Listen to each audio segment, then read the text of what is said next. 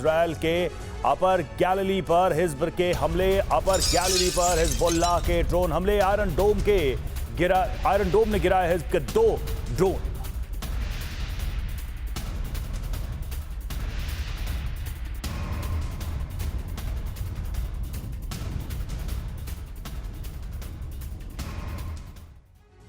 Golan Heights पर हमले के बाद इजरायली सुरक्षा कैबिनेट की आपात बैठक में हिजबुल्लाह के साथ फुल स्केल वॉर के प्रस्ताव पर मुहर लग गई है। अब लेबनान पर इजरायल के बड़े हमलों की आशंका तेज हो गई है। इजरायल के रक्षा मंत्रालय ने कहा है कि हिजबुल्लाह को इस हमले की बड़ी कीमत चुकानी होगी। इजरायल का वॉर प्लान तैयार हो चुका है और हिजबुल्लाह ने भी ऐलान कर दिया है कि उसकी फौज हर स्थिति के लिए तैयार है। अरब के सभी प्रॉक्सी संगठन इजरायल से सटे देशों को बॉर्डर पर तैनात कर चुके हैं। 2.5 लाख लड़ाके इजरायली फौज से टकराने को तैयार है। देखिए क्या है इजरायल का वॉर ब्लूप्रिंट और हिजबुल्लाह कैसे इजरायल के संपूर्ण संहार की तैयारी कर चुका है। मश्त अल शम्स पर हिजबुल्लाह के रॉकेट हमले ने इजरायल और हिजबुल्लाह का युद्ध निश्चित कर दिया है। इजरायल पर यह अब तक का सबसे बड़ा हमला है और इजरायल सरकार इस हमले के बाद यह तय कर चुकी है कि हिजबुल्लाह का खात्मा ही खतरे का खात्मा है।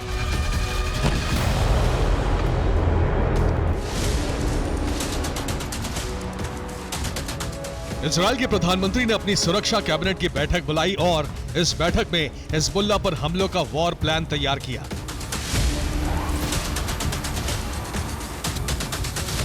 युद्ध की तैयारी के संकेत साफ हैं। इजरायल ने लेबनान बॉर्डर पर अपनी सैन्य तैनाती तेज कर दी है।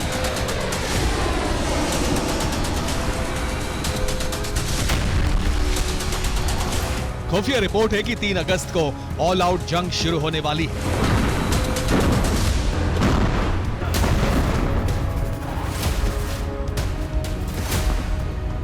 तीन अगस्त को अरब के प्रॉक्सी संगठन गाजा समर्थन दिवस घोषित कर चुके हैं। 3 अगस्त को हिजबुल्लाह गाजा समर्थन दिवस मनाएगा। इसके साथ ही लेबनान में इजरायल का ग्राउंड ऑपरेशन शुरू हो सकता है।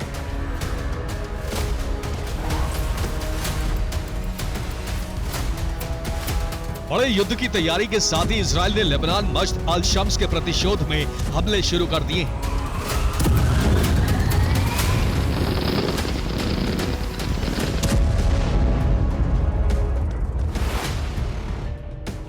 इजरायली वायुसेना ने दक्षिणी लेबनान के यारून शहर पर हवाई हमले किए।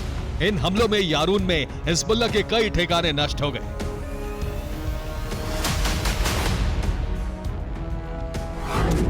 इसके साथ ही दक्षिणी लेबनान के काफरा में भी इजरायली वायुसेना ने बमबारी की है। हिजबुल्लाह के कई ठिकानों पर इजरायली वायुसेना ने 28 जुलाई की रात भारी बम वर्षा की।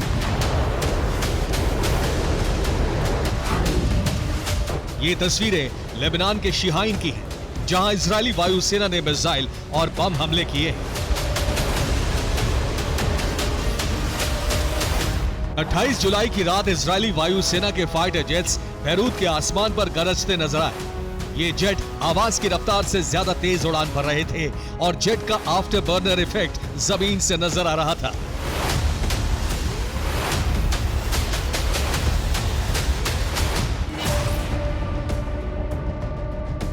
इजरायल ने ऐलान कर दिया है कि हिजबुल्लाह को गोलन हाइट्स पर हमले की बड़ी कीमत चुकानी होगी।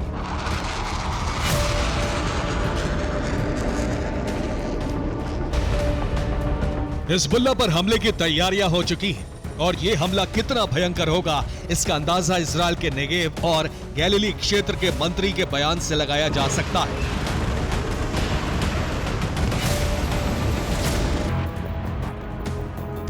इजरायल इसी तरह की जंग का प्लान तैयार कर चुका है और यह बात हिजबुल्लाह प्रमुख नसरल्लाह भी जानता है।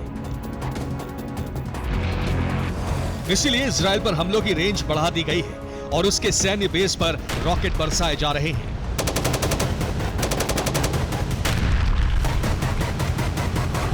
ये इजरायल के हाइफा पर हिजबुल्लाह के ड्रोन हमले की तस्वीरें हैं।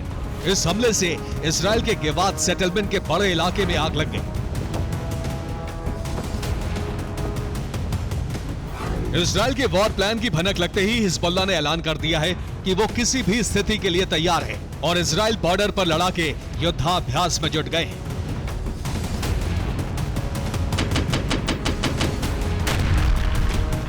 इसके साथ ही हिजबुल्लाह ने सभी प्रॉक्सी संगठनों को एकजुट करके 3 तरफ से इजराइल पर हमले का प्लान तैयार कर लिया है।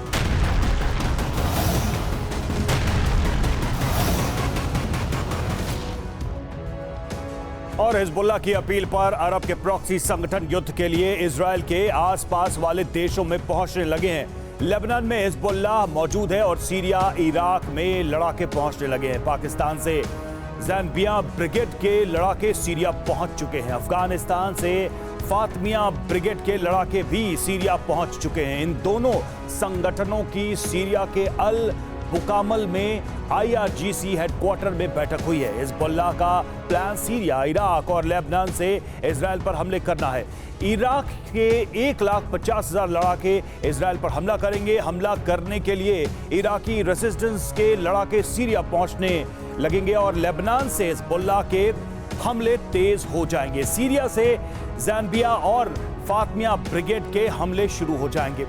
कल कुल 2,50,000 लड़ाके इजराइल पर हमला करने के लिए तैयार हैं। इन सभी प्रॉक्सी संगठनों को ईरान से हथियार सप्लाई हो चुकी है।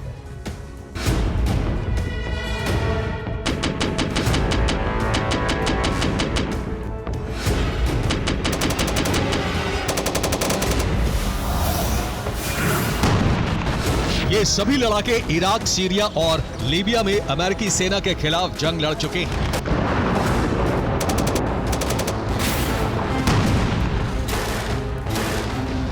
अर्बन वॉरफेयर यानी शहरी इलाकों में युद्ध लड़ने में ये सभी फाइटर माहिर हैं। इजराइल और लेबनान की जंग तय हो चुकी है और आशंका है कि आज रात से दोनों ओर से हमले तेज होने वाले हैं।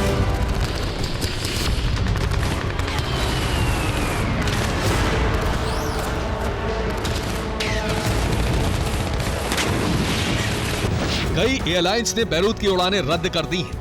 बैरूत के रफीक अल हरीदी इंटरनेशनल एयरपोर्ट पर उड़ानें बंद हो चुकी हैं। यूरोप और अरब देशों ने नागरिकों को लेबनान छोड़ने की चेतावनी दी है।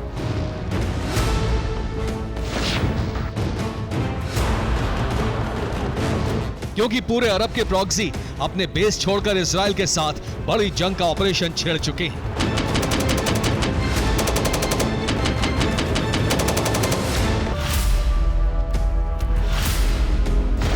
इजराइल के हमलों से बचने के लिए अरब के प्रॉक्सी संगठनों ने नियमित बेस खाली कर दिए हैं। अरब के प्रॉक्सी संगठन मिस्र, जॉर्डन, इराक और सीरिया बॉर्डर पर जमा होने लगे हैं। इजराइल के हमला करते ही ये लड़ाके बॉर्डर तोड़कर इजरायली जमीन पर हमला करने के लिए तैनात हो रहे हैं।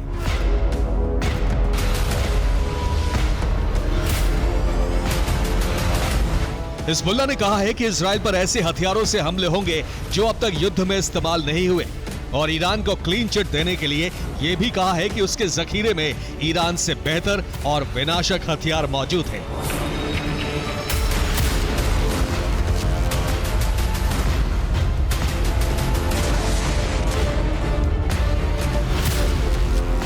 इजराइल और अरब के प्रॉक्सी महासंग्राम के लिए तैयार हो चुके हैं और ये जंग छिड़ी तो अरब के कई देश एक साथ जलने लगेंगे। जंग लंबी चली तो एटमी खतरा भी अरब पर मंडराने लगेगा।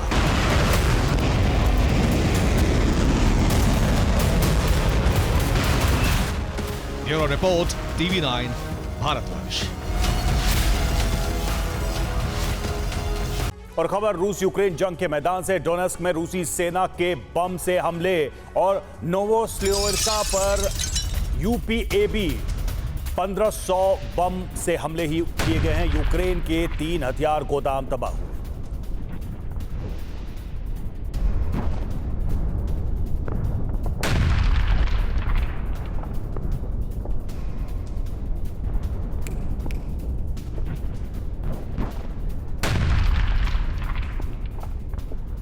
इजराइल के गोलन हाइट्स में 12 बच्चों की मौत हुई, लेकिन हिजबुल्लाह ने इस नरसंहार की जिम्मेदारी लेने से इनकार कर दिया है। हिजबुल्लाह का दावा है कि उसके 100 से अधिक रॉकेट प्रहार में एक भी रॉकेट से स्टेडियम को निशाना नहीं बनाया गया। हिजबुल्लाह का दावा है कि इजरायल के एयर डिफेंस की मिसाइल से धमाका हुआ। इन दावों के बीच इजरायल ने स्टेडियम से मिले रॉकेट के टुकड़ों को सबूत के तौर पर दिखाया है और दावा किया है कि हमला मेड इन ईरान रॉकेट फलक 1 से किया गया। 50 किलो विस्फोटक वाले रॉकेट की वजह से ही 12 बच्चों की मौत हुई। इस विशेष रिपोर्ट को देखकर आपको अंदाजा हो जाएगा कि किसका दावा कितना दमदार है। मस्जिद अल शम्स इलाके के स्टेडियम में धमाका कैसे हुआ?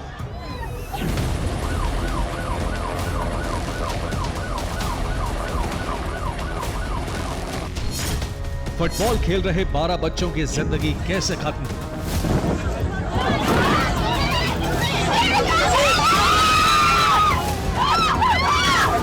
स्टेडियम में 30 लोगों के लहूलुहान होने की असली वजह क्या है?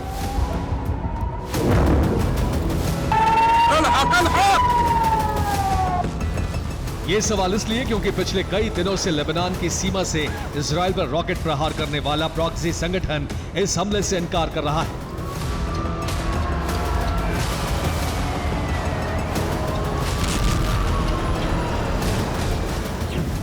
शनिवार को हिजबुल्लाह ने इजराइल पर 110 रॉकेट से हमला किया। इसी दौरान मस्जिद अल शम्स के स्टेडियम में भी जोरदार धमाका हुआ। हिजबुल्लाह मस्जिद अल शम्स स्टेडियम में हमले से इनकार कर रहा है।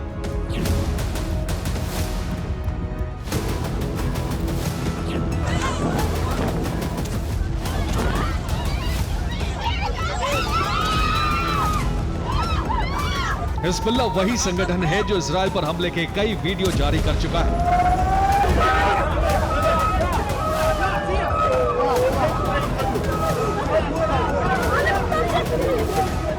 इजराइल को धमकियां देता है, लेकिन बस इस हमले से हिजबुल्लाह इनकार कर रहा है और उल्टा इजराइल पर आरोप लगा रहा है।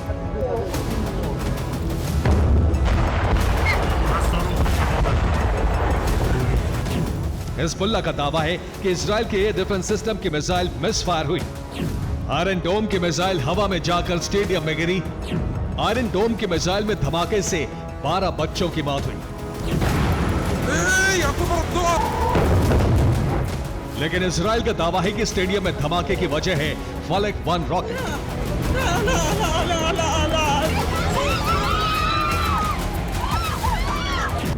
मेड इन इराक फलक 1 रॉकेट से हिजबुल्लाह ने हमले किए हैं।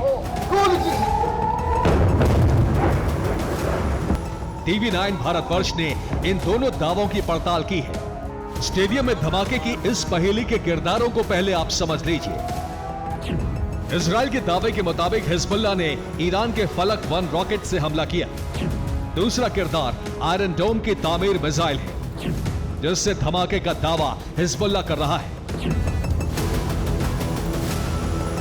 इजराइल ने मस्जिद अल शम्स के स्टेडियम से कई सबूत जुटाए हैं, जिससे साबित किया जा रहा है कि स्टेडियम में फलक 1 रॉकेट से धमाका हुआ। यहां एक तरफ फलक 1 रॉकेट है तो दूसरी तरफ इजराइल की जांच एजेंसियों को मिले रॉकेट के टुकड़े। इस टुकड़े पर लिखा है 240 mm। अब यहां देखिए, फलक 1 पर भी लिखा है 240 mm। इजराइल इसे हमले का पहला सबूत बता रहा है। अब दूसरा टुकड़ा देखिए, इस पर लिखा है RW। फलक 1 पर भी इसी तरह RW लिखा होता है। यह इजराइल का दूसरा सबूत है। अब एक और सबूत देखिए, इजराइल ने रॉकेट अटैक का रूट मैप भी जारी किया है। इसमें दिखाया गया है कि शाम को 6:18 पर रॉकेट लेबनान से फायर किया गया और मस्जिद अल शम्स में आकर गिरा। यह इजराइल का तीसरा सबूत है।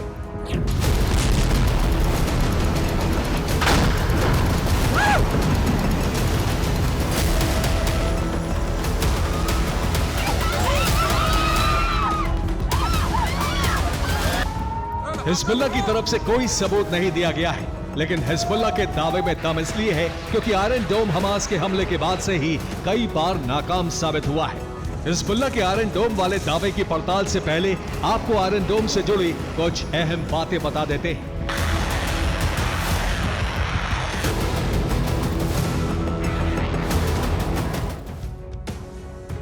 इजराइल का एयर डिफेंस आयरन डोम 3 चरणों में काम करता है। पहला चरण है इसका रडार सिस्टम। यह सिस्टम पहले मिसाइल या रॉकेट की पहचान करता है, फिर रॉकेट की स्पीड का आकलन करना और रॉकेट को लगातार ट्रैक करते रहना। रडार तमाम जानकारी कंट्रोल सेंटर को भेजता है। आयरन डोम का कंट्रोल सिस्टम टारगेट की पहचान करता है, फिर मिसाइल लॉन्चर को कमांड देता है और फिर आदेश जारी होते ही मिसाइल फायर होने लगती है। आयरन डोम का मिसाइल लॉन्चर रॉकेट पर सटीक प्रहार करने में सक्षम है। ये हवा में रॉकेट को नष्ट कर देता है। टारगेट नष्ट होने तक लॉन्चर प्रहार जारी रखता है, लेकिन जैसा हिजबुल्लाह का दावा है कि वैसा कई बार हो चुका है। दिसंबर 2023 में आयरन डोम की एक मिसाइल तेल अवीव में गिरी थी और वहां आग लग गई थी। 25 जुलाई 2024 को अल जलील इलाके में भी आयरन डोम की मिसाइल गिरी थी। 6 नवंबर 2023 को आयरन डोम की एक मिसाइल अस्पताल पर गिरी थी, लेकिन बड़ी तबाही टल गई थी। आयरन डोम कई बार आत्मघाती साबित हो रहा है क्योंकि यह बेहद पुराना डिफेंस सिस्टम है। मिसाइल में सेल्फ ब्लास्ट सेंसर है जिसमें खराबी आने से धमाका हो जाता है। इसके स्पीड मोटर में अचानक खराबी आने से इसकी दिशा बदल जाती है। रडार में खराबी से भी मिसाइल गलत दिशा में हमला कर देती है। इजराइल जिस फलक 1 रॉकेट का सबूत दिखा रहा है वो एक अनगाइडेड रॉकेट है, जबकि हिजबुल्लाह बेहद आधुनिक हथियारों का इस्तेमाल कर रहा है। हिजबुल्लाह ने इजराइल पर एंटी टैंक गाइडेड मिसाइलों से हमले किए हैं। हिजबुल्लाह बेहद आधुनिक ड्रोन का इस्तेमाल कर रहा है। ऐसे में सवाल है कि आधुनिक हथियार होने के बावजूद हिजबुल्लाह अचानक अनगाइडेड रॉकेट का इस्तेमाल क्यों करेगा। एक और सवाल है, हिजबुल्लाह कई महीने से इजराइल पर हमले कर रहा है, लेकिन कभी भी मस्जिद अल शम्स पर हमला नहीं किया गया। हिजबुल्लाह कभी हमले की जिम्मेदारी लेने से पीछे नहीं हटता। हिजबुल्लाह के इतिहास को खंगाले तो ये संगठन रिहायशी इलाकों और इमारतों पर हमले की जिम्मेदारी भी लेता रहा है। 19 जुलाई 2006 को नसरल्लाह ने खुलेआम माफी भी मांगी थी। अल नसीरा में जिस परिवार को नुकसान हुआ, मैं अपनी और अपने भाइयों की ओर से माफी मांगता हूं। मैं उनके प्रति अपनी संवेदना व्यक्त करता हूं। एक परिवार की मौत पर तब नसरल्लाह ने माफी मांगी थी, तो अब बच्चों की मौत पर माफी क्यों नहीं मांग रहा। हिजबुल्लाह के दावे को सही साबित करने वाली 2 और तस्वीरें भी आपको दिखाते हैं। यही वो जगह है जहां इजराइल के मुताबिक फलक 1 रॉकेट गिरा और हिजबुल्लाह के मुताबिक आयरन डोम की तामीर मिसाइल। धमाके से जो गड्ढा बना है उसकी चौड़ाई 2 मीटर है और गहराई बेहद कम। अब ये वीडियो देखिए। ये इजराइल की किरियत शिमोना की तस्वीर है। यहाँ फलक 1 से धमाका हुआ था। आप देख सकते हैं कि यहाँ कितना गहरा गड्ढा हुआ है। कंक्रीट से बनी फर्श टूटी हुई है। आसपास भी काफी नुकसान हुआ है। स्टेडियम जहाँ मिट्टी थी वहाँ इतना छोटा गड्ढा बना और जहाँ जमीन में कंक्रीट थी वहाँ इतना बड़ा, क्योंकि ये फलक की ताकत है। फलक 1 50 किलो के बारूद से विस्फोट करता है। स्टेडियम में धमाके के बाद आग का बड़ा गोला दिखा था। फलक 1 से धमाके में आग कम और छर्रे ज्यादा निकलते हैं। आग की वजह को मिसाइलों में मौजूद ईंधन को माना जाता है। इजराइल फलक के सबूत दिखा रहा है तो वहीं हालात और धमाके के निशान हिजबुल्लाह के दावे को दमदार बना रहे हैं। Bureau report, TV9 Bharatvarsh. Eastern front line पर रूसी वायुसेना के हमले। Su-34 से यूक्रेनी चौकियों पर बमबारी। अनगाइडेड एरियल बम से हमले से बड़ी तबाही।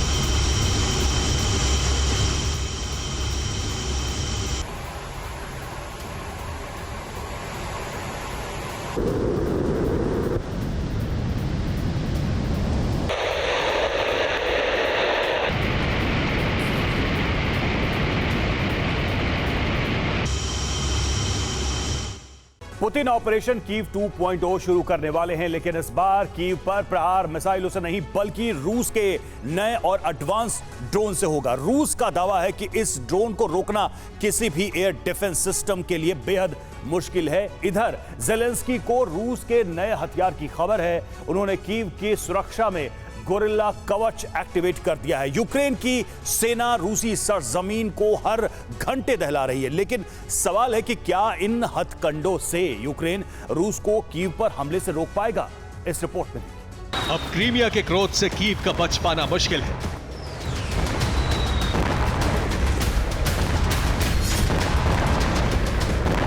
कीव में तबाही का सबसे बड़ा खतरा मंडरा रहा है।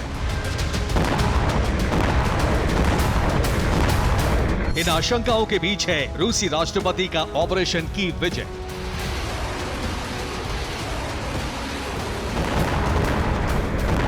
जो जल्द शुरू होने वाला है। और उसके सेंटर में होगा रूस का नया शिकारी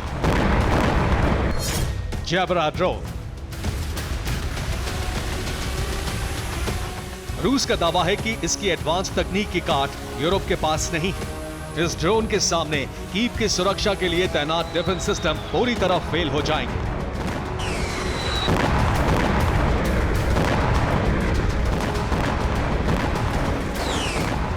रूस ने अपने नए ड्रोन का एक वीडियो भी जारी किया है। 41 सेकंड के इस वीडियो के पहले फ्रेम में एक रूसी सैनिक नजर आ रहा है, जिसके ऊपर आसमान में कई छोटे छोटे ड्रोन उड़ते दिख रहे हैं। वीडियो का अगला हिस्सा सैटेलाइट व्यू से लिया गया है, जिसमें 7 ड्रोन झुंड में नजर आ रहे हैं, जबकि एक ड्रोन इस झुंड से बेहद दूर है।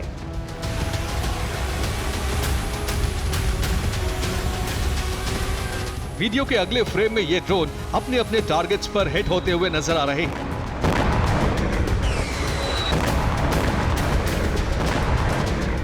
जैबरा ड्रोन बेहद खास है, क्योंकि एक अकेला ड्रोन 3 अलग अलग किरदार निभा सकता है।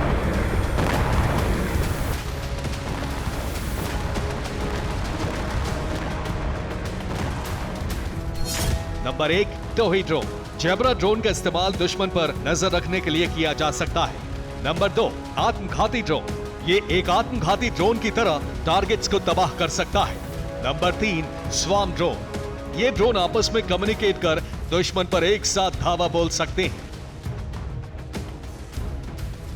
दरअसल जैबरा ड्रोन्स में खास इंटरचिप लगा है, जो निर्देश मिलने पर एक साथ झुंड में किसी भी टारगेट पर हमला कर सकता है, जैसा कि रूस के वीडियो में भी दिखाया गया है।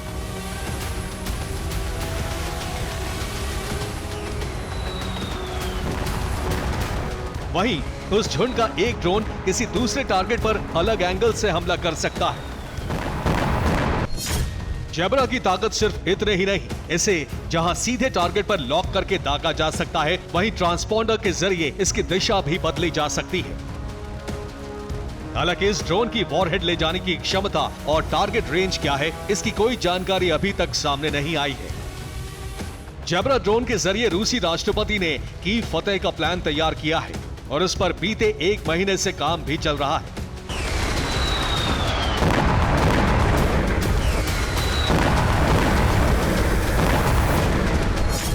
हाल ही में रूस का नया ड्रोन कीव में मिला था। इसमें वॉरहेड नहीं लगा था। दावा किया जा रहा है कि इसके जरिए रूस कीव में एयर डिफेंस सिस्टम और हमले वाली जगहों की रैकी कर रहा था।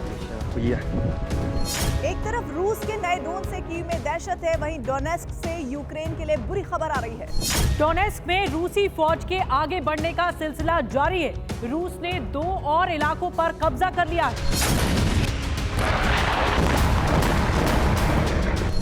रूस ने डोनेस्क में प्रोरिस और येवगोनिवका पर कब्जा कर लिया है। बीते 1 महीने में रूस डोनेस्क के 14 इलाकों पर कब्जा कर चुका है। डोनेस्क के अलावा रूस ने सूमी में बड़ा अटैक किया है। यहां रात 2 बजे के आसपास रूस ने स्कंदर मिसाइलें दागी, जिसमें 3 लोगों की मौत हो गई। रूस के आक्रामक हमले के सामने अब पश्चिम के हथियार भी नहीं टिक पा रहे हैं। अवदीवका में रूस ने 2 अब्राम्स टैंक को नष्ट कर दिया। बीते 10 दिन में तबाह होने वाला ये 4था अब्राम्स टैंक है। रूसी हमलों का जवाब यूक्रेन रूसी सरजमी को दहला कर दे रहा है। यूक्रेन ने कुर्स्क में ड्रोन अटैक किया है। यह हमला पोलेवाया ऑयल प्लांट पर किया गया। हमले में ऑयल प्लांट को बड़ा नुकसान पहुंचा है। रूस की नोवगोरोद में भी यूक्रेन ने ऑयल रिफाइनरी पर ड्रोन अटैक किए। हमले में ऑयल रिफाइनरी धू कर जल उठी। बेलगोरोद में भी यूक्रेन ने एक रूसी एनर्जी प्लांट को तबाह कर दिया। दरअसल यूक्रेन इस वक्त आर पार की जंग चाहता है, क्योंकि ज़ेलेंस्की को डर है कि वो ज्यादा वक्त तक रूस के सामने नहीं टिक पाएंगे। एक इंटरव्यू में ज़ेलेंस्की ने सरेंडर के संकेत दिए हैं। हम नवंबर के अंत तक शांति की योजना पेश करेंगे। हम क्षेत्रीय अखंडता और दूसरे मुद्दों पर कई देशों से बात करेंगे। अमेरिका और यूरोपीय देशों को एकता बनाए रखना जरूरी है, ताकि मॉस्को को पता चले कि उसके पास कोई मौका नहीं है। दरअसल इसी साल जून में यूक्रेन ने स्विट्जरलैंड में शांति शिखर सम्मेलन का आयोजन किया था, जिसमें 91 देश शामिल हुए थे। ज़ेलेंस्की नवंबर में दूसरा शांति शिखर सम्मेलन आयोजित करने वाले हैं, जिसमें रूस को भी निमंत्रण भेजा जा सकता है। हालांकि रूस ने निमंत्रण मिलने से पहले ही इसे अस्वीकार कर दिया है। Bureau report, TV9 Bharatvarsh. और 84 यूक्रेनी सेना के हमले, जी हां, FPV ड्रोन से रूसी फायरिंग पोस्ट पर बमबारी, रूस के कई सैन्य उपकरण हमले में खाक हो।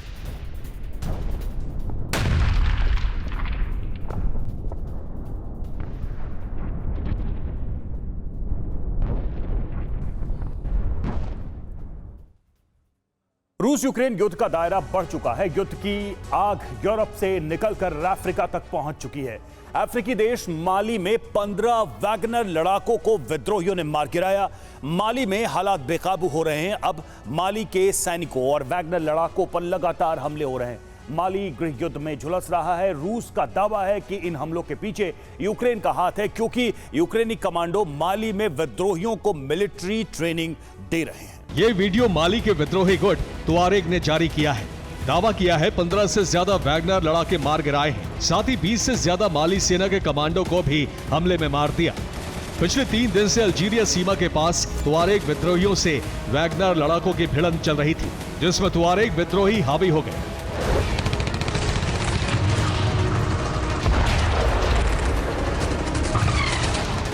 इस हमले में 2 हेलीकॉप्टर भी तबाह कर दिए। ये उन्हीं हेलीकॉप्टरों की तस्वीरें हैं। वैगनर लड़ाके माली में ऑपरेशन के लिए इन्हीं हेलीकॉप्टर का इस्तेमाल कर रहे थे। ये Mi-8 हेलीकॉप्टर हैं जो रूस ने वैगनर ग्रुप को दिए थे। बताया जा रहा है कि विद्रोहियों ने Mi-8 हेलीकॉप्टर के कमांडर को एक बड़ी कैलिबर मशीन गन से मार गिराया।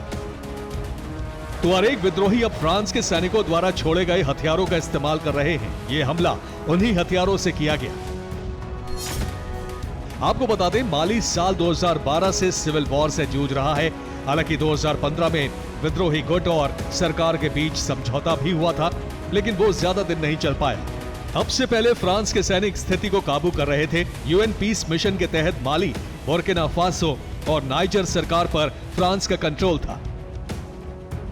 लेकिन इसी साल जनवरी में पीस मिशन खत्म हो गया और फ्रांसीसी सैनिक हथियार और इंफ्रास्ट्रक्चर छोड़ गए, जिन पर तुआरेग विद्रोहियों ने कब्जा कर लिया। रक्षा विशेषज्ञों का कहना है कि अब रूस और चीन का प्रभाव अफ्रीकी देशों में बढ़ रहा है। ऐसे में माली में वैगनर लड़ाकों को विद्रोहियों को काबू करने के लिए रूस ने भेजा है। वैगनर सेना माली सरकार के पक्ष में लड़ रही है, जिससे भड़का विद्रोही गुट लगातार हमले कर रहा है।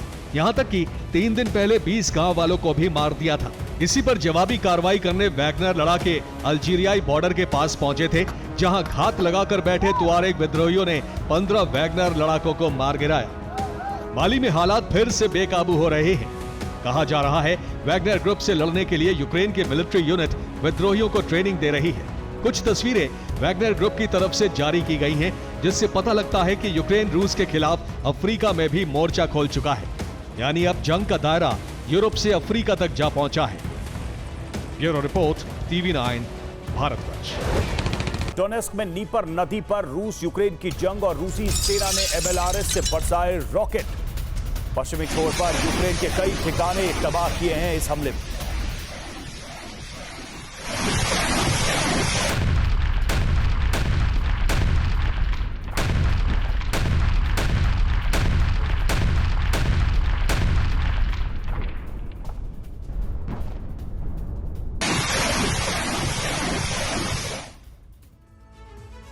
अरब में इजराइल लेबनान में विध्वंसक युद्ध का एक और चैप्टर कभी भी शुरू हो सकता है। हिजबुल्लाह ने इजराइल को दहलाकर सीधा चैलेंज किया है। अब इजराइल की बारी है कि वो हिजबुल्लाह के मंसूबों को कैसे रौंदता है, लेकिन हालात इस कदर खौफनाक हो चुके हैं कि इजराइल को एक एक कदम बेहद सोच समझकर बढ़ाना होगा। अरब के देश एकजुट होते दिख रहे हैं। ईरान के बाद तुर्की ने भी इजराइल को धमकी दे डाली है, जबकि रूस और चीन बैकडोर से लेबनान की मदद कर रहे हैं। ईरान प्रॉक्सी लगातार हमलावर हैं। अब सब कुछ अमेरिका के ऊपर निर्भर करता है कि वो इजराइल को जंग में झोंक देता है या फिर हालात पर काबू पाने की कोशिश करता है। आखिर अरब में कितने भयानक हो गए हैं समीकरण, इस एक्सक्लूसिव रिपोर्ट में देखिए। वो इजराइल की घेराबंदी कर रहे हैं और इजराइल की संपूर्ण तबाही का ब्लूप्रिंट तैयार हो चुका है।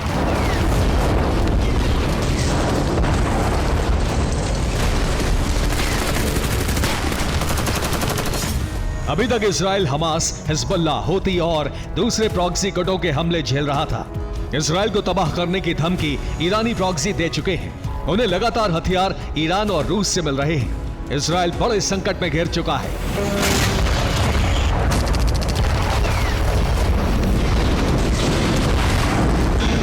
क्योंकि तुर्की ने ऐलान कर दिया है कि वो युद्ध में शामिल हो सकता है।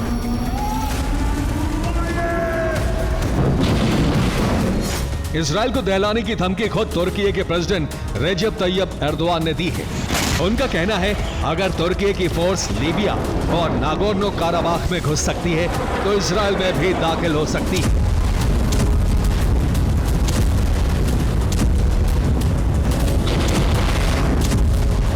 स्टेडियम में हुए नरसंहार का बदला लेने के लिए इजराइल बेचैन है। कई मीटिंग हो चुकी है, कभी भी लेबनान में बम बरस सकते हैं।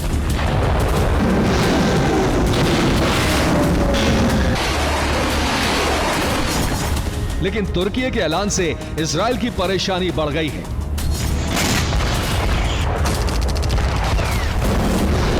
तुर्की ने ठीक उसी तरह के हमले की धमकी दी है जैसे उसने अजरबैजान और आर्मीनिया की जंग में अजरबैजान का साथ देकर की।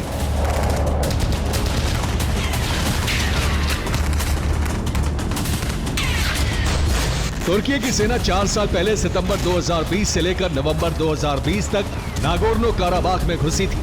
उस वक्त अजरबैजान ने 70% कंट्रोल कर लिया था। इसी तरह 2014 से सिविल वॉर में घिरे लीबिया में भी साल 2020 में तुर्की की सेना ने घुसकर सरकार और विद्रोहियों में समझौता कराया था।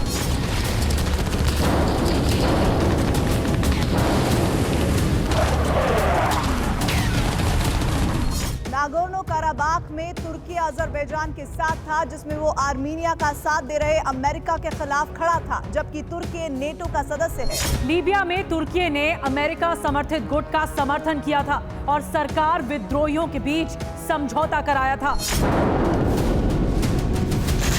यानी तुर्की अपने हिसाब से अपनी बाजी खेलता है। उसे फर्क नहीं पड़ता कि सामने रूस है या अमेरिका, क्योंकि स्वीडन फिनलैंड की नेटो सदस्यता के मुद्दे पर वो रूस को ठेंगा दिखा चुका है, जबकि तुर्की और रूस के संबंध अच्छे रहे। लेकिन एक बार फिर तुर्की ने पलटी मारी है। इजराइल लेबनान युद्ध में तुर्की ने इजराइल को धमकी देकर सीधे अमेरिका को चैलेंज कर दिया है,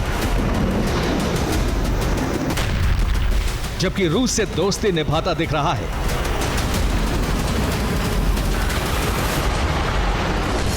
यानी अब लेबनान के साथ ईरान, रूस, चीन और तुर्की खोलकर आ चुके हैं, जबकि दूसरे ईरानी प्रॉक्सी हूती हमास पहले से ही साथ हैं।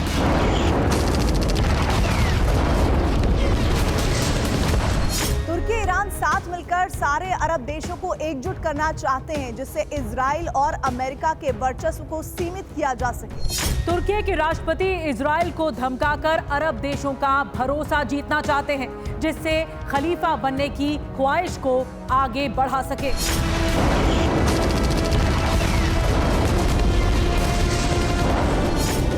तुर्की के ऐसे रुख पर इजराइल की तरफ से धमकी दी गई है कि एर्दोआन का हाल सद्दाम हुसैन जैसा हो जाएगा।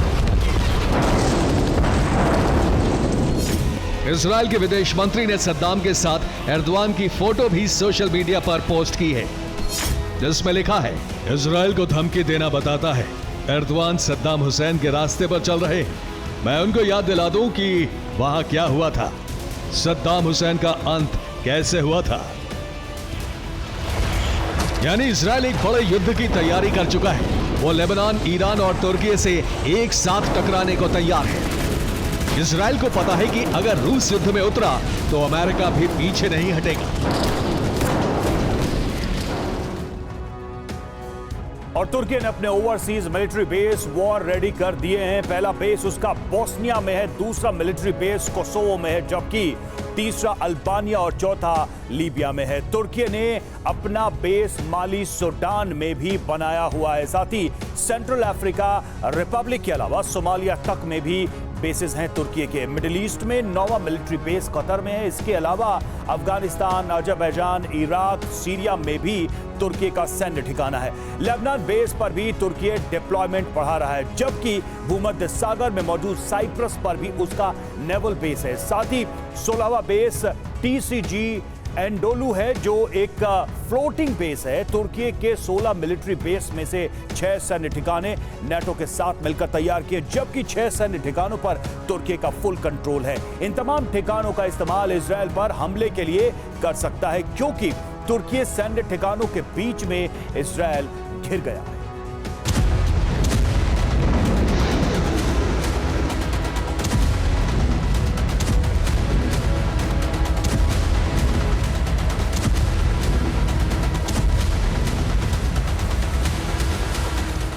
तुर्की की धमकी के बाद इजरायल की चिंता बढ़ गई है। अमेरिका इस बात को जान गया है, अगर तुर्की युद्ध में कूदा तो हालात बेहद गंभीर हो सकते हैं। दूसरी तरफ रूस और ईरान भी लेबनान की मदद कर रहे हैं। ऐसे में अमेरिका ने इजरायल को सलाह दी है कि हिजबुल्लाह के खिलाफ टारगेटेड अटैक करे, जिससे लेबनान के दूसरे इलाकों पर हमले से बचा जा सके।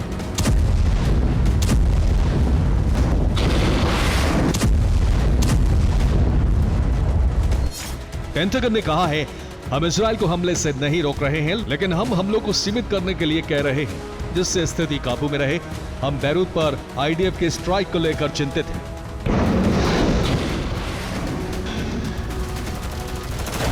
दरअसल अमेरिका हिजबुल्लाह के पलटवार को लेकर टेंशन में है, क्योंकि रूस और ईरान से मिसाइल मिलने के बाद खतरा बढ़ गया है। जबकि दूसरी तरफ से हूती भी हमले कर रहा है। इस बीच लेबनान की संसद के डिप्टी स्पीकर ने भी धमकी दी है। पेंटागन ने आगाह किया है, हिजबुल्लाह फतेह 110 और ज़लजाल 2 से हमले कर सकता है। ये मिसाइलें ईरान ने हिजबुल्लाह को दी है। इस बीच सीरिया में ईरान और रूस की जॉइंट वॉर ड्रिल ने अमेरिका को परेशानी में डाल दिया है। ये उसी वॉर ड्रिल का वीडियो है, जिसमें ईरान का F-14 जेट रूस के बॉम्बर ट्यूपोलेव 22 और ट्यूपोलेव 95 को एस्कॉर्ट करता दिख रहा है। यानी ईरान और रूस ने युद्धाभ्यास के जरिए धमकी दी है कि वो अरब में बड़ी जंग के लिए तैयार हैं। अब सवाल उठ रहा है कि इतने बड़े संकट के बाद क्या इजराइल लेबनान पर गाजा जैसा हमला करेगा, या अभी अमेरिका की सलाह मानकर सही मौके का इंतजार करेगा। Bureau report, TV9 Bharatvarsh. बीते साल रूस ने स्टार्ट संधि को तोड़ा और अब रूसी राष्ट्रपति INF मिसाइल समझौते से अलग होने का ऐलान कर चुके हैं, जिसका मतलब है रूस अपनी घातक मिसाइलों को कहीं भी तैनात कर सकता है। अपने विनाशक ब्रह्मास्त्र से यूरोप ही नहीं बल्कि अमेरिका तक को दहला सकता है। दावा तो यहां तक किया जा रहा है कि पुतिन ने वॉशिंगटन पर हमले का प्लान तक तैयार कर लिया है। मगर सवाल खड़ा होता है कि यूक्रेन यूरोप को तबाह करने की धमकी देने वाले पुतिन ने अचानक ही वॉशिंगटन को बारूद से पाटने का प्रण क्यों ले लिया? आखिर पुतिन ने INF मिसाइल संधि से किनारा क्यों किया? देखिए इस रिपोर्ट। वॉशिंगटन DC, जो न सिर्फ अमेरिका की राजधानी है बल्कि इसी वॉशिंगटन में मौजूद है दुनिया का पावर सेंटर, जिसे व्हाइट हाउस के नाम से जाना जाता है।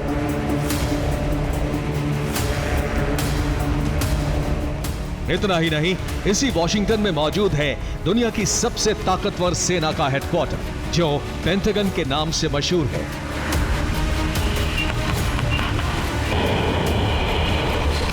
मगर व्हाइट हाउस और पेंटागन पर किसी भी वक्त न्यूक्लियर अटैक हो सकता है। वॉशिंगटन का कोना कोना एटमी ताप से दहल सकता है और यूएस कैपिटल की इसी तबाही के साथ ही वर्ल्ड वॉर 3 का आगाज भी हो सकता है।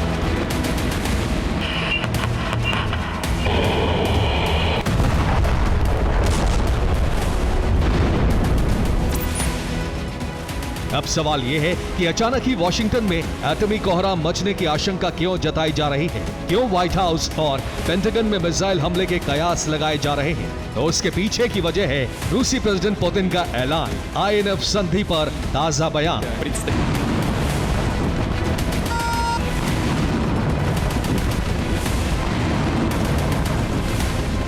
स्टार्ट संधि के बाद अब पुतिन ने INF मिसाइल संधि से भी हटने का ऐलान कर दिया है और इस संधि से रूस के अलग होने की वजह है नेटो समिट के बाद जर्मनी और यूरोपीय देशों में अमेरिकी लॉन्ग रेंज हथियारों की तैनाती।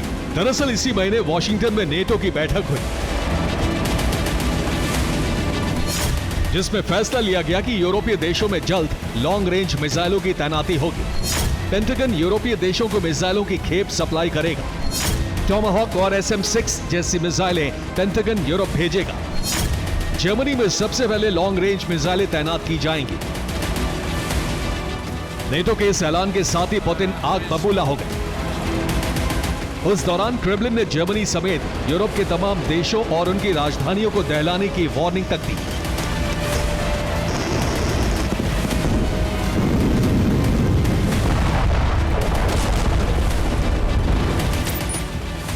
मगर रूसी नेवी डे के मौके पर पुतिन ने INF ट्रीटी को तोड़ने का ऐलान किया, जिसका मतलब यह है कि अब रूस अपने एटमी ब्रह्मास्त्र को कहीं भी तैनात कर सकता है, किसी पर भी हमला कर सकता है, वो भी बेहिचक।